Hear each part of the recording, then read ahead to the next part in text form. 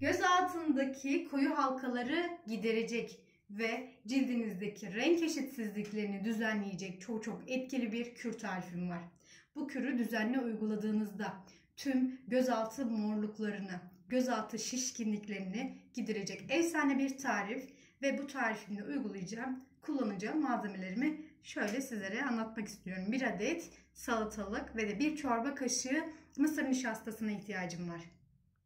Yapım aşamasına geçelim. Yapım aşamasına geçerken ilk olarak 1 adet salatalığımızı dışını iyice bir yıkama yapıyoruz ve ardından kabuğunu soymadan bir rendeleme yapacağız.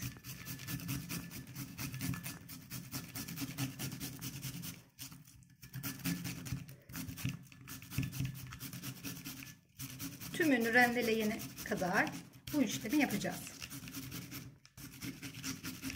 Şimdi rendeleme işlemini yaptıktan sonra şöyle bir cezvemiz var. Cezvemizin içerisine şöyle bir tülbent yardımıyla süzme işlemini yapacağız. Şimdi rendelediğimiz salatalığı ekliyoruz ve şöyle bir suyunu çıkaracağız.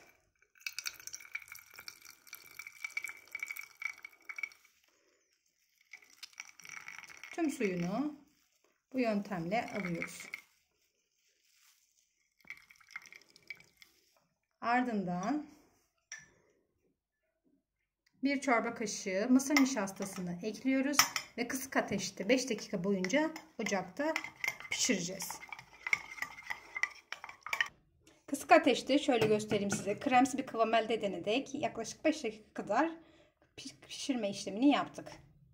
Şimdi şöyle bir kabımız var. Kabımıza kremimizi aktarıyoruz. Buzdolabı kapağında ağzı kapalı bir şekilde 2 haftaya kadar bu kremimizi uygulayabiliriz. Şimdi uygulama işleminden bahsetmek istiyorum size. Göz altlarımıza, koyu halkalarımızın yoğun olduğu yere uygulamamızı yapıyoruz. Şöyle uygulamamızı göz altımıza bu şekilde uyguluyoruz. Ve tamamen yedirdikten sonra isterseniz bu şekilde kalabilirsiniz. İsterseniz de 1 saat sonra yıkama işlemini yapabilirsiniz. Düzenli uygulamanızda tüm gözaltı morluklarınızı, gözaltı şişliklerinize ve cildinizdeki renk eşitsizliğinizi düzenleyebileceksiniz. Umarım sizler de uygular, benim gibi memnun kalırsınız. Sorularınızı yorum kısmında bekliyorum. Kanalıma abone olmayı unutmayın. Hoşça kalın.